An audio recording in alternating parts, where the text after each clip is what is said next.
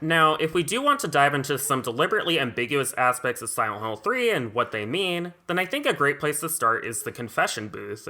So first, a peek behind the game's curtain. Behind the scenes, the game has an internal gauge to determine whether or not actions you are taking will give you the possessed ending, but it's important to note that you can only get this ending on a subsequent playthrough. By default, the game just has one normal ending. Of course, you wouldn't naturally know this on a first playthrough, so when you're confronted with this woman who appears to have killed a girl who had murdered her daughter, you are meant to ponder what you think Heather should do here. Do you forgive this person, or do you remain silent?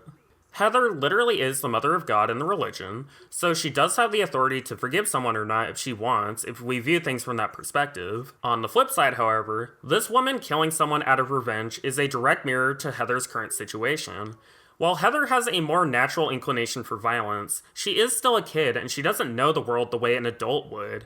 How does she know the revenge she's taking on Claudia is just if, from Claudia's worldview, what she did to Harry was completely justified?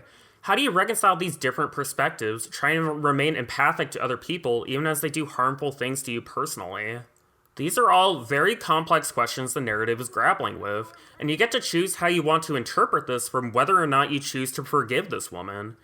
For my part, I always choose to forgive her because I don't view Heather forgiving her as an act of divine forgiveness, so much as a stepping stone for this woman to try and make amends now that part of her religious guilt has been quelled. This woman is part of a cult, but it's questionable to what extent she even had a choice in being indoctrinated, so I don't think attempting to abstain would help matters here.